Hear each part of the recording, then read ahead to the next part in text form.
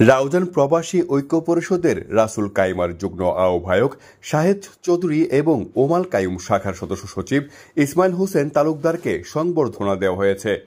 শুক্রবার 13 জুন রাউজান মুন্সিরঘাটস্থ দলীয় কার্যালয়ে বিএনপি ও অঙ্গ সংগঠনের উদ্যোগে এই সংবর্ধনা প্রদান করা হয়। এতে প্রধান অতিথি ছিলেন চট্টগ্রাম উত্তর জেলা যুবদলের সহসভাপতি সাবের সুলতান কাজল। সভাপতিত্ব করেন উত্তর জেলা স্বেচ্ছাসেবক দলের সহ ক্রীড়া বিষয়ক সম্পাদক মোহাম্মদ আলী সুমন।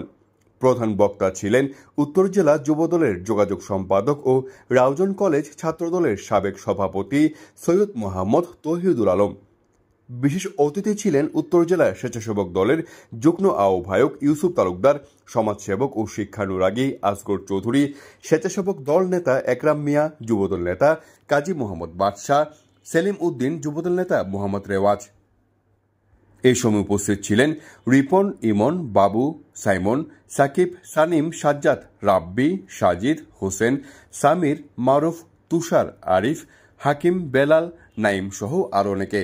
এই সংবর্ধনা সভায় আমাদের মাঝে যে সমস্ত ভাইয়েরা উপস্থিত আছেন, বিশেষ করে আমাদের সুমন ভাই সহ তার সৈনিক জিয়া এবং গিয়াসউদ্দিন কাদের চৌধুরীর আদর্শের সৈনিকেরা, সবাইকে আমি আমার পক্ষ থেকে, রাউজান প্রবাসী ঐক্য পরিষদের পক্ষ থেকে আন্তরিক মোবারকবাদ এবং শুভেচ্ছা এবং সংগ্রামী মোবারকবাদ জানাচ্ছি।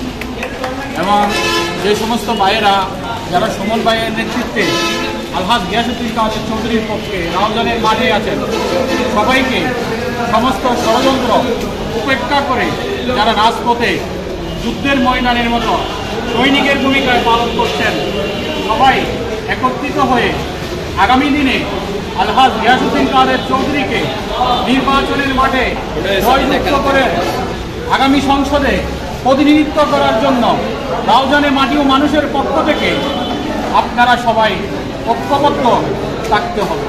যারা করেছেন তন্মধ্যে প্রাণপ্রিয় নেতা সুমন ভাই আমাদেরকে আজকে সম্বোধনা দেওয়ার জন্য ওনাদেরকে এবং ওনাদের টিমকে সব রাউজান প্রবাসী ঐক্য পরিষদের পক্ষ থেকে জানাচ্ছি শুভেচ্ছা এবং স্বাগত।